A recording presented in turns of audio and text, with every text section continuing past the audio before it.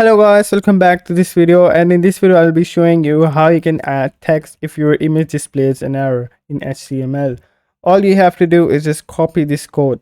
Less than sign, img, src equals to inverted commas, and what you have to note is that you have to paste your URL of the image between these commas. As you can see, if I want to search a picture of anything, I will go and I will copy its URL.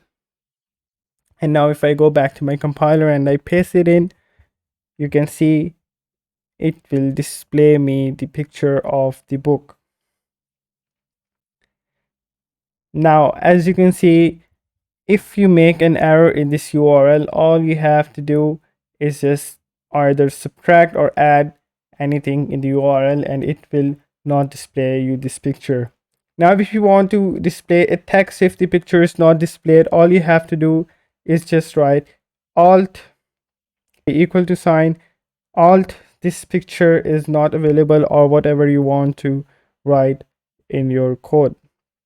Now if I run it and the picture does not get displayed, this text will be displayed to the user. So that's it for the video guys. Make sure to like and subscribe.